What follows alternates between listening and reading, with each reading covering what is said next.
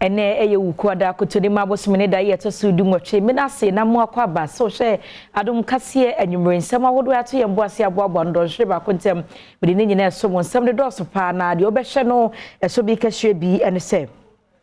Abrantie ba kwa no atwiri posi kukume won Nkoranza ya emrantie bi kɔhye post station hɔ no ma wodwane ye no sabrede aposifo nsa asan ya kano sanso na ababa ba ko susa aposifo tu ne tuo ɛwɔ Karimenga no sese abusua se sɛde etu abagusu ahyehye abaya no widie mu no bebioda no emu ɛyɛ den kwankyerefo panyi di majon na Jekum Kofo Foundation enso se ebeya enka man panyini Futufo abedwakuo no council state no beyanka benifo nhwe na wangu no sanse muaye ha ne dibre no eya tofom we ne nsam ahodo bi enamde esom sa adom kase anwumre hyene so se GTP new style na fragment mana blessing fashion e wasofo pam amame Gaza hair nails e wa beka Presby junction wono so ene ye meeting na wo hia me a eya frame anoche wa ba ajwa sewa me basisia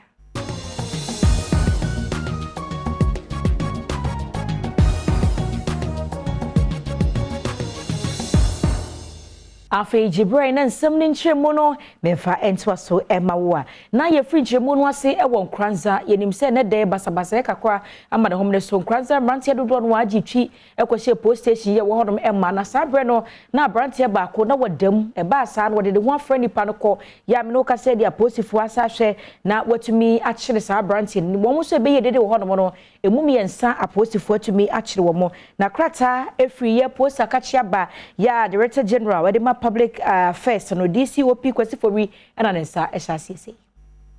Posi adwumayeko no eden krata betudwa wonum kyere se de bambo mu nsem esitie ewo Nkoranza ene ne mpotamu enkrata wode ba ye no wo kyere se aposifo egusuwa egina wona so pintin ya sa asumdue ene pepepe yo ebedadi ewo Nkoranza osan ka de to aso won krata ne mu se de posi adwumayeko no ate won mrantie agumontene so no wani so se mrantie no eye adwuma ahwe se asumdue ebeba ebio St Teresa's Hospital ye won Nkoranza kyere se osan ede enipa mienu a wonum epra akọ ayaresabia honum a sesei wonum a enamba sabasa yesu epra eye enwotwe enipa nwotwe na baako ahwere ne nkwa emu mienu nso adokotafo mo kofie na emunum edaso edayare osidom sahine George Akufodam pare edine tumete emrantie egu montene so a empanifo na edi animu ene director general oda administration ano commissioner of police COP Christian Tete yohunu awomo ekoduru Nkoranza ena nopa no so abapa hosima aduanan enum ya na ne nyina no wo hwe se wode ehyehyeye begu akwamu a aposifo ebetimi ahwe ama asomdwe aba na sa emrantie ya wono makopie mu ewo Nkoranza betena homo posise bibia ebetaidi ansa na wono efiri ho posi adwumayeko no ena monim de so asan akokyere abrantie bi a wosuse na wodi kan akyere ndada ewa aposifo ho ya mabunu ekopie mu post station ho obi emanidwane ye wakyere nipa miensa nso aka nipa mienu anu wonom dada ne ho amasesei wonom abasabasa ye wonim se won sahwase akwakoye enum ni nyina mu no posi adwumayeko no kyere se wodi hyehye egu akwamu ahwe so beba omanfo ehu ban ede free basabasa ye bia ehu sankrata director general the public affairs ano posi adwumayeko no emu ACP kosifori enanensa ehyasie na ensem kronmu ano enso samwa adom kase yensa kanisa posifo makoma be yaduonum enso ya wo hono de sabrede obi ekoda chikakra ne potomanto no betumi ane wa maso sanse adwuma no ya yehu ewo mpotamu hono na ye befri hodom na afi ya konsem foforo mu a na baba wa bako panifo susu se posifo etu ni tuo ni di ene talata wuni na posifo 22 anese eye Karimenga bra na posifo aboban na se wasi pampim mekire barrier yi bia wonom ehwe wonom a etwam wona tutuo no bi eka sa abaye na busuafo se bebi oda ne mu ade pa sanse be yedonhore aduonu nan nie no etu aboba bi da so hye ne to ene bi so da so hye ne nsa wontumi enyi ya nhwe yi a na nam so ma abaya no wafrim Abayo ni dine talata wunia sisi adade woda ayaresabia esanse ebra no onam Karimenga ewo apa ismantemu etuo eka no na busuafo nsem bi a woka ne se wosropa se won baba no obehwere ne nkwa na asem yi eye eda no benada na abayo talata okofo motorbike nanka wode kobia ya wote na wodru Karimenga checkpoint no na aposifo ejina motor no wote so ne se nipa no wotwi moto no wonhye helmet ne sent wonyina gyina na wɔn ani aposifoɔ ne kasaeɛ no ɛna aposini ne ka kyerɛ wɔn sɛ wɔn kɔ ebra moto no etu ne moto na baako nso ɛka kyerɛ wɔn sɛ wonyina na yesan sɛ de no wotwu moto no na nadwen ayɛ ne ntantenti wɔyɛ sɛ wɔkɔ ɛhɔ no ma ɛna aposifoɔ yi mu baako ɛma etuo so a wɔbɔɔ a abayewa talata no wɔte moto n'akyi no etuo ɛbɔɔ no mpiri no ne senti sisi ada de ɔdayaresabe a wɔhwɛ anim sɛ obetumi anya ne nkwa Nínú abẹ́ma Godwin Wuni ɛde ato Adom kase anim sɛ efiri dan no benada wɔde nínú ano ɛkɔto ayaresabea no asa dɔkita fon hwekra wɔhwɛ no no ɛwɔ fam na ɔmo de ɔmo hwɛ anim pa sɛ nínú ano bɛba bɛka wɔn ho ɛwɔ nkwa mu bullet no ɔmo yɛ mfrim ni na da hyehyem ata hyehyem mu no yɛn so no yɛsuro yɛsrɛ sɛ kombetuma boya a sɛ yɛsesa no ɔmo tumi hwɛ na ka bi a kombetuma mwa transfer ne kan ya transfer ne ka de no kotamal ene bomba ya better sen I do not mokasa omuriba man no cause yes I didn't yanya happy wasasa eno achi no Upper East Mantam no police commander ewo honom won kasamafo ene David Fianko ochre wonne ensentwofo akasa se motor rider di enti a ema police ni anu ogina checkpoint wonom ema ni tuo so e de hwe won so no nyinada ene se police men who were detailed to perform anti-armed robbery duties on that section of the route were on their grounds performing their duty. I must say that that particular jurisdiction had been a robbery-prone area some time past, which we have deployed measures, including the anti-armed robbery activities, to ensure we deal with the situation. So this particular checkpoint has been there for quite some time now. The fact is, investigation is ongoing, and nobody has said that they are. When incident happen, you know, suspicions are high. Yefri hono mani yankwansen foforo mu abrantia ba kwa de din ene Yakubu Muhammadu dodo na abone mrane se Prince Zanjina Mankana opanyi sabredi mpanimfo ensa so ne pachi na ne nyina ne se ne wonam ene wode dagbonwura edin ya na Abukari otosum yenu edin na mrobu nkrofo faso ejiji wonu musika abra panyini ensoma won Abrantia ni din ne Yakubu Muhammadu adodo na anim ni din se Prince Zanjina Mankana de sesiada aposifo ensa asonemu esanse wo hena owodabon ya na Abubakar otosumienu ena osori ana odi ne din enenam ejiji sika efri omanfo honom a wonfa kwanpa so na ebra kasamafo ema ya na edesa ensemi etudwe wechiremu se Abrantie ya ne din ne Yakubu Muhammadu eye meda etoso edunso wa afimu ena wonsa ekoso nemu esanse na nipa bebre na edi ne din aba beto abonten se woba won ho eba bagiska na biara no wokono wokwa akwaji sikeya na ode ya na Abubakar otosumienu din ena akwakwaje sanse opanyi eye obi a nkofo bebre na enim ne ntino se wode ne din ekosa aya na omanfo entimi empopo wonti ewo ho weyi nti de wo se ka tretememufo ene omanfo oga na hanom nyina se Abrante ya ne din ne Yakubu Muhammadu yi obi biara nhwese se woba ne ho na obebo ya na Abubakar otosumienu din se wo firi na himfie na wo ye bibia ma ne ntino oba begiska nipa ne hu se oye nipa bonini na eye krono ena opese wobona eni kwanso bibiara ene no edi agro anaso bibiara ede ne ho efram ne biem we nyina mu no wode asem yi akodan aposifo a wahya ase eye mu nhwehwemu. I am here to issue a disclaimer to the effect of an indigene of Yendi called Yakubu Muhammadu,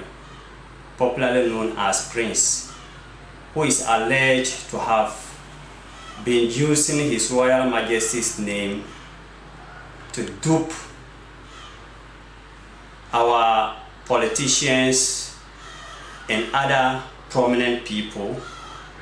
using His Royal Majesty's name, making unnecessary requests. And we want to make it clear and open to the entire country that such a person is not from the Joa Palace. He is not a son of His Royal Majesty, and His Royal Majesty has never sent him to any Yemfri hono na yebra la badi no manfo bi a wonom etela mpotemu baabi esu waso dia de hwede na madom kase so eto mansi no assembly nim se oba hono mu akwabra ne akukuru dance wo se de kwan dan no aye mmere na esi woso no sempanifo nwira gu ani manimu ya anhwe ya da ko beda sorry na adwiregu akofa oye ne abrewo no baby amegine yi eye Omosin Labadi former police barracks enchemu pe na ohwe baby a menanti afayi a eye bia wo manfo a etete empatemu ha no wo mo etwemu a wo mo efa na ohwe edan a esie yi a eye edan a cement ene blocks ana yede esi saa edan yi metwa emfonin a kirewa edan yi esi hoyi edan ne hu nina apaipai baby a megine kura na ma mentwe me ho emra enim kakra na edan yi kura ankodwiri engu me so edan esuru ni nina apaipai enade a womo ede ye edan iron rods ena eyiyi epiepi ewo hoyi eno ena etetetete hoyi omanfo a ewo mpatemu ana ameyate asese de edan ye ne dia no wato anananom ewo nsie do etiene omanfo a ewo mpatemu a atwetwe nkomo na de omo de to Adom TV anim ni se ma ha dan wo he ya ntimi wo ha nti every day bia yeso atam so me ba so me twem wo ha me go school because of that we ntimi tum fam ba twem wo ha aya me ka for other side no kwa ma fu twem wo ha pa nya nkwala nkwa o mpefo ina twem wo ha ye bohu because aya na nkwala no mo ta di agro bebre wo ha sei ana mframa nso ba onim ada ebia ebebu ada ebe da bone ebetimi abu abo akora bia wo hono oh me twem aya na misuro especially me twem aya mentam ben we no because misuro se bia ebetimi abu abo me so anti mesre se bia nsa mo mo bia mo betimi ade aboa na nka ye di aboa ye nua nketo na bia me de metimi extra careful am ntimi ade na ntimi mbumbo me ba enkwala nkete se de wo twam yi on de onim de we setie ni je assembly means ni sana ma me ko ene me fin wona amenuchu mo ojogba ni tafra che ko kwa bi ni building na agent afie ona ke kajimoko hu e wanye kuni etwa mini etwa no yenko achem na edwemhima ne adwadifo ma bia wonom ewo achem kwa ben ye no ewo atiwa Westminster ni mu ewo poye mantem mu ade ade hwede etumpanimfo ne mu se ejana bia dada bia wo honom no sadi esi ha wo mo no ene chese ma hu didi wo nsam enkoye kra ewo dwane mu ho nso wo to ade a omanfo beto kodie ntimpanimfo nhwe na nko ntimi nwiri mu se bia hu didi wo nsam ebekoye wo dwane Openimpa ono eneda edwedifo ano ene edwedifo bi a womo eka ho ewo kwaben ede adesede atumpenifo a womo wo empatemu wo se womo enhwe se dwanan bia bia eben edwai womo ebehwe na womo adwire tuogu esanse sa ejanan bia yi atete na nya ade ebeboa edwedifo yi ewo empatemu Gladys Tenkrama ene ye penimpa ono eda edwanifo yi ano ana one Adom TV atwetwe nkomo ejana wo tiefi ebe edwani supi eye masa ye nyanwe Emma boy yare ene ma ye ton so wan sisi so a wo bi betokra no hu a wonto de tusu mienu ye wo chiman de bia ye ne mayira de bia ne mayira de tusu so ye ni edwa kakrakai gate ye deda no nyina abubu ensuo to a ha untimi na ntiso atechenko a ma wo meboa ye kwa bindwa so ye amo apa ajanan a omo maye no nokuri nyankopon anim ajanan no enye bon chese wo be adwan so wo nya hwen kura bola ya ne ya di ya ticket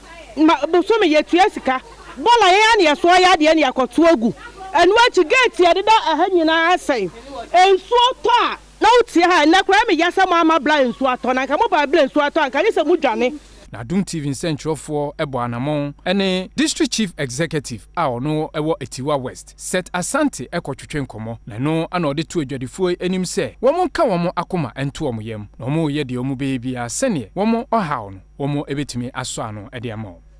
se kwa me market de isa ba ye tu anamon pa in fact me ba me predecessor no take initiative I am middle bird for try some bigger market of mine or Kwabe Town Park. Our Maya Querimu Ebebre and buy a store, a 200 more the delegation crab merebe projects ana wa ha nyina omugusu a omo ya hoboa na omo abe complete eno ana egusu a ye twen in fact me no onso edinsa also very soon nyame ya dom na oboti be wi a ye be yi market na nkasa akoho yenyina achem kwa abenfo nsemi so ne na ye honya aboafo nkrato ye ba de aka kire no me de beto so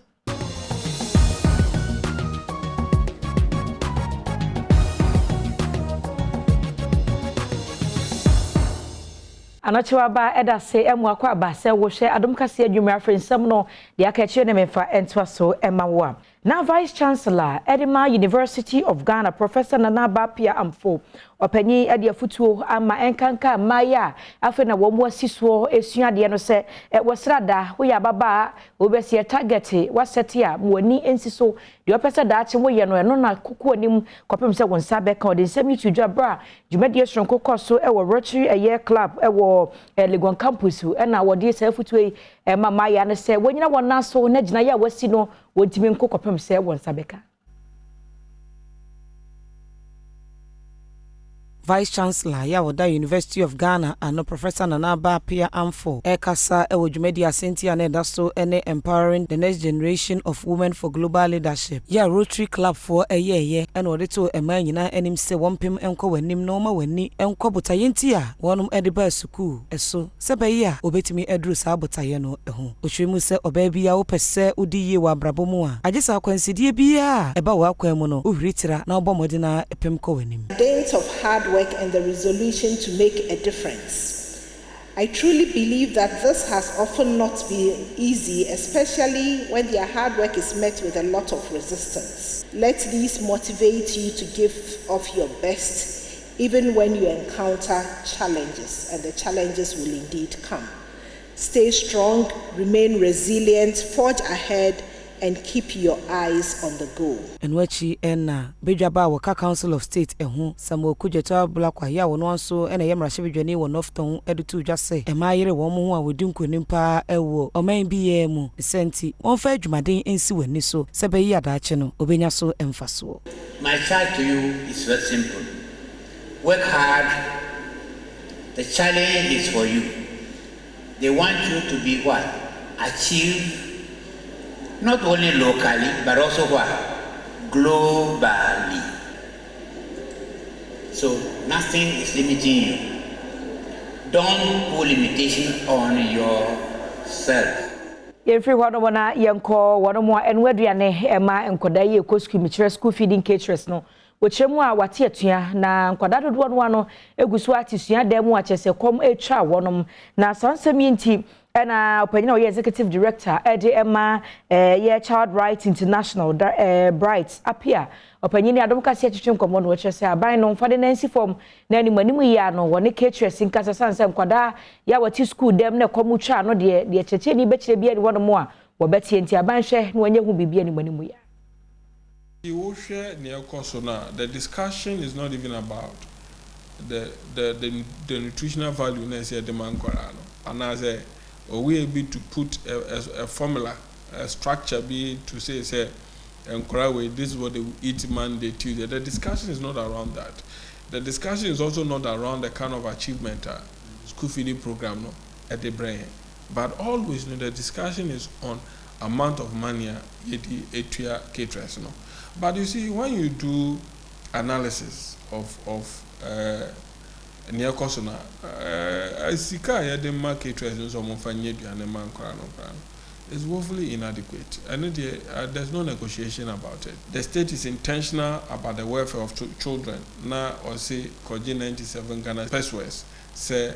Udi Fidi Akwara. And it is even up to the state to even negotiate with the caterers. Say, this is my objective. Na minimizani ya mede mamo nonso. Say na meti media mamo. However, yen konsem fufuro emwa. Na efutu akwa mampanifo nyina se wonhwe na mampanyine efutufu abedwako no Council of State no womu no sanse wuhwemu a emudro ani de enti abode te ye no asese emu ayeha na se efutu efri kwanchefo panyi ya wohwe Jonajukum Foundation no eso Professor Bafo Agimendua na wochese wohwese de amemu esiko na Ghana fo papa wo no a na chese mpanifo no wo mudi bre na de amo no mfaso obi ani so omonhwe no wonu no sika odi twa wonka no enko aban futu Oman Ghana Constitution ya 1992 no eya dia obia edi ho adanse se eya dia oman no agye atum na saa constitution yi omanfo dodo na de womo adwenkyere abase ewo se womo ayemu nsakiremu ebi ene amanyofo enimdifo civil society ene womanfo bia womo ka ewom na we ana nkomotwetwe a Adom TV ene chief executive officer Edema John Ajekum Kufuor Foundation Professor Bafo Ajimandua etwetwe nkomo no wode to Adom TV enim se bebi ayeduru no emu hia se oman no ebenya a Council of State. Look, in America, a president may have an economic council of advisors. It be volunteers. Because may be a presidential advisor on something. To send your advisor on SDG, advisor on that. Provisions are there. But to maintain an institution of this nature, this size, and this expense, just to advise the president, for me, Bronikasa is superfluous. Emfaso bianiso. Wachire mu se omanpani epe omanfo a womo ebetunifo a yeba oman Ghana yewo nkrofo a womo abene asa nkrofo yi omanpani ebetimi ede ne ho ato womo eso. We misuse the resources that we have. We don't use our resources efficiently and effectively. We don't seek to maximize the outcomes of what we seek by throwing our money at it. So, entino omansi kasimenko yen efa kasa structures American. Usha governance in Ghana eye overbloated. Wakasa edefa 1992 constitution ho no wodi to dwa se esese ema ahemfo suso eba amanyosemu womo suso etimi akire womo adwen afa anamontu a ekoso ewo man. Ekase bia yesesa constitution na yununumu a wonu nyina yanketenkete bia hyemu a yanhwehwe how structures really take our money without giving us any benefits. The emphasis so na ye free. Watu aso se wono de otia omanfo a womo eka se 1992 constitution no yenyin free ho no wono de wonyin tumusa yen free ho no mo na yen concern foforo emu a na esikado ehene na na akwa blanket ya wotosu enum ese edubone ne nom se betime to ase afro mayi mu a jisempanifo a wohwe na wonu anum nubone ho nsam atumi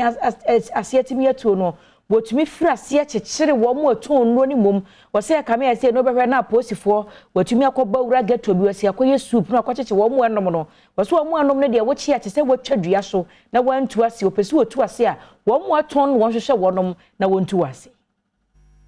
na kobina nketi ade nsam itudwa ewo nkyerɛkyerɛ dwumadie bia oyɛ de ma ɔmanfo ewo Narcotics Control Commission Act 2020 Act 1019 ase wei dwumadie bia Perfection Sentiments Foundation and International Drug Policy Consortium na fei West Africa Drug Policy Network ka wontoma pama no ede ehyehyɛ so ma ɔmanfo no mu na kobina nketi ade tudwa sɛ ɔmanfo bebre esisi dan ayɛ japade akɛse a yenim ba bia wonya sika edidi sɛ adwuma no nanso ekame yɛ sɛ emofra wonom ntampe na fe womu etwen cigarette ni ade no de ani edi wonachi ya enya asem keto akora o kire se obi de ntampe ebona no na so wo hia na no kire se oye kronfo enu nti bambo mu mpanimfo emu wani nkosafo no so kakra. Tolerance, discretion,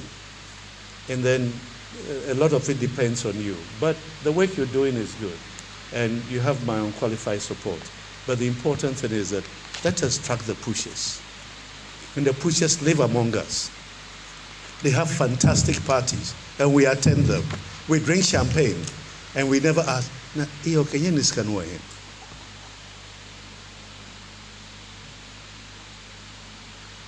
there are a lot of them. You know them. You even know some of them. But let's leave it there.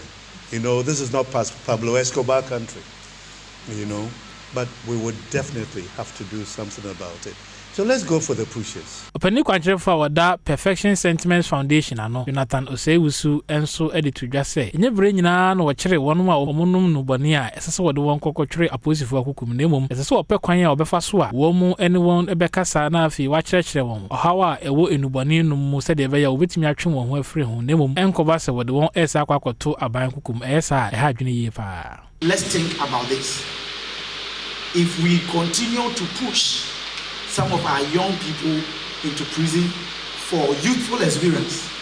some of them who can come out of addiction through our help and support, and we push them into prison, at the end of the day, look at the number of congestion we have in our prisons and what good will it do for this country. It is our humble appeal that we should look at other alternatives to incarceration for substance abuse users. And on this note, we have made a call to the president and we are still making that call again. Kani panimpa ya no da Narcotics Control Commissioner no yaw akra sisapon enso de tudwa se sempanifo betumi atu no bone ase ewo man mu a eso odwene hu yie pa no hwehunu se bone no nipa no enom no tae be nti ene wode nom sa no bone no enumom ebebuwa sen se obechi nipa no a onum no bone enumom esade na kwakoto aposifo hukum no de na kwagina ase ni bia apolisi yenyina so na yensanya ye ho hento ade emrato ye ba de aka chire de se wo hwe bi enti no tweme mebasia anochwa ba me san mu akwa ba de aduru so no eya pomuden kase na yenko India manu emu a covid no asama ne homne so don hwere aduonu enan penchem no new cases no 1829 and a one more to me a recorded na ajumaku ahwa pomuden ho nsam so wo India memu no ese active cases no na se wo mo de no mu den no ejina 15647 don hwere aduonu 9 pe entem Yanko Jadiemu and Semua na Ekoku Akeka one ho abom frɛ won ho se Alliance of Civil Society Organization on Extractive Anti-Corruption and Good Governance. Ene wamo ese wo matete se japadi no aban yi pese wo de fa brashebedwane kon ho na wo hwe no wagitum na se frase na ye adwuma no chirem se aban yi wanfa nkoto brashebedwe ma brashebedwafo amobo ho amfa kwantene ne so no wo ye ne sa agitum sanya adwuma ene court no obekọ no atwempanifo akogina mbrane Ghana for ebekai aban enhyehyeye bia wokoye ewo London abrochimem a wato ne din se ejapadi lasa ejapadi yi wode Ghana enyumayoku a wotufo magudie ekwakɔhye wonsa se de ebeya wonsi kasam ene niema a woye nyina no womo nso ebetimi ahweso bi na emfaso ba so awomo ate omo de no ensemi beta abonten enipa bebre na efri emfi a etwam wakasa afa ho se aban ya saa de ne de a enye kra esanze wode Ghana ejapade na ekwakɔhye akosibro nsem na saa asemi ho Alliance of Civil Society Organization for atnase ehu se sesiada ejapadi no ekamia ye se eba Ghana mremu anesa na omo atete won framo mu se ansha ade a esese ekopie mu omrahye bidwafie ema abedwafo ebobo ho se de be ya wo mu nada ede won sabe tintim nkrata so age atom no abai pese wo yi emrahye bidwafie fo esi nchen na ono ankasa de ne pe ede ne nsa kwhye nkrata se ema ejapadi yi eba beka Ghana ho na nso omo sie society de wo kan se ema aban emfa kwati kwan bi so emfa ne nsa nkwhye nkrata se emfa saa diu no embre Ghana esanse no de wodwendwen ho a eka bebre na Ghana ebebowom eno achi ne nso sie nsem a woka ne se wonte ase pa se aban afa kwati kwan bi so epese ejapadi no wadi suma se eneye omo de omo gidi se senke ya de pa wogidi se Ghana fo nada bepene so a eni kwa se nka ode tete ne senti oso afo a wohwe sikasem ho nsem so a wagye saa ejapadi no agina mu no wansam a woka chiri nyina ne se emomo emfa kwati kwan bia so emfa wonsa enkohye nkrata ase enu achi ne nso de ode to Ghana mampanyi enim ne se saa enhyehyeye ya wofre no ejapadi yi empanyimfo nim se ya de pa ene wofre Ghana mampanyi se womra bonten no one omanfo wonim de wo ho emeye twema mentwe se de be ya Ghana fo nyina da benyanti ase wom na se eye papa de a ene omo CSOs no womo enka nkyra ban se emane mfa ne nsa enkohye ase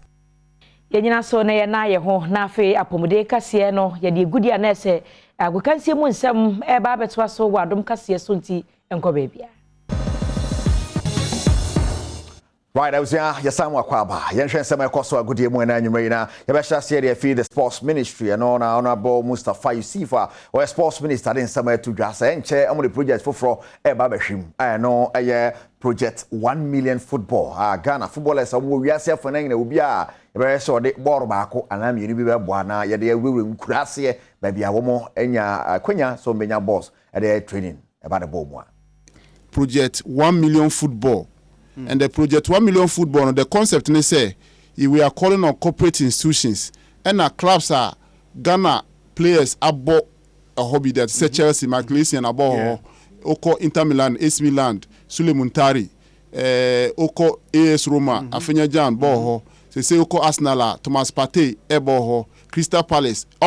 We are calling on them to give back to the communities in Ghana. So we are going to launch this campaign, and this campaign will be taken to their doorsteps. That football there, you get so we raise 1 million football and you distribute it to all, not clubs, but every community. Okay. So that the young one coming will have access to the ball and use it to play. Whilst we are developing the infrastructure, we need to make the ball accessible to every child. Right, match day 29, Ghanaian Premier League, Ghana Baso, Kopioma Accra Sports Stadium, House of Folk, Etimijan Nasobo, Gold Stars, Akabako, Samuel Linkum, and the boss happened at the has near 3 maximum points for Accra Sports Stadium. If I allow them too much time on the ball and they are beginning to settle well. Good ball from Muntari to get to York. It's a penalty. That is what is there for us to see, but for sure the defending here is poor, lack of communication. Ball reaches York, he gets that touch, he's looking to turn. Yeah, there's a touch on his boot. Is it enough to bring it? Hamza looking on in the pensive mood. Adare whistles. Inkum steps forward. Here comes Inkum. And it's 1-0 for the Phobians. No mistake. Samuel Inkum puts the Phobians ahead. It's Asabog 1. Gold Stars 0.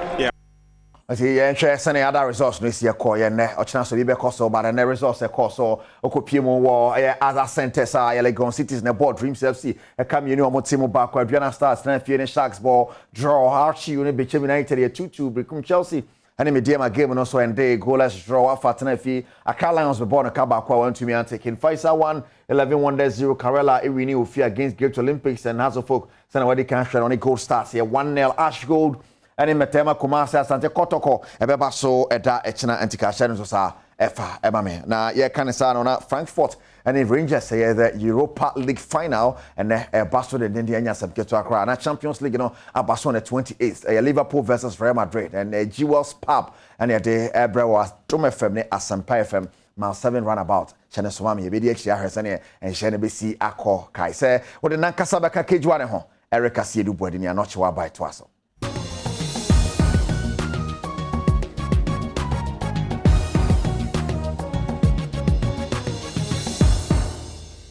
Agokansie akogu afe yamfade aka kire no ento so Emma wa na ye kwa South opanyina wo hwe ngumesua ho nsem so me education director wode nsem watu John wo kire se oba kwa South hodomo a omo ha kase ama ngumesua ho nsem ntumi nkoso yie no ya kirechefo wonum enibie wase anya suku ada na omo kakra enkodan so aye krado so mbesua de nso omo ni akirechefo a ebe kira de ntimpanifo hwe no mbe wo mo akirechefo sabi ankora no dache betumi awie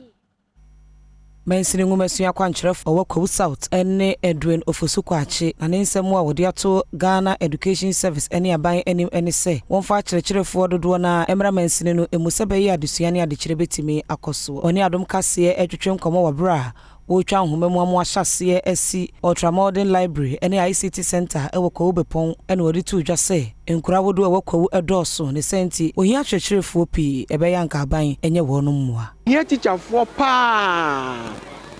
ukwa schools no be from KG to JHS na 5 teachers and the cost stress say afi won we bi mare pa yenya bi fine na ye hia more next year no one my more say hia more teachers pa ye villages ne bre wo bre pa e say nim say de mo akese pa ere bre ya are nche bia emofra ewo important ha no se woni emofra won kan anase ba bia kohia obehu sampa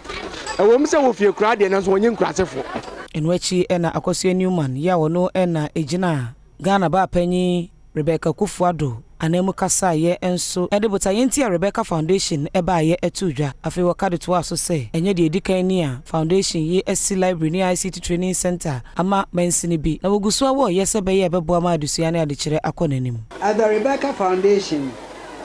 we believe in taking every opportunity to make a difference. We have partnered with the Alhaji Abdul Samad Rabiu Africa Initiative to improve literacy in children under our Learning to Read and Reading to Learn initiative. Yeko oti mantem no emu na ho na bejam se ewo na ohene ya wono ewo bejam se eye nana obrempon Kenya ya wotoso mienu nana se wabra no wo bonto abeto afimpinu ene aduonu abato no aban yo ti su ihye se woti sutade no yade se wo beye nsamso se be ya wutwa kwa twa ba ebeye simple ana se be stronko ama wonom na mpanimfu ahwa ya wo ba asemfie no mienu abesenko mu huree enti wɔhyɛ mpanimfo hwɛ na saa bɔhyɛ na wɔhyɛ no wodi so. Onyina wo bejamase ene paramount chief ono ewo ntumurum edisa ensemi eto regional minister a ono ene wo oti honorable Joshua Makubu se enimanimu eya no wontu hanamo na womo enhwe se oti river nsamso ewo ho a etete no a womo ede to omonim abra womo eye omo campaign no womo behwe na womo ayamo.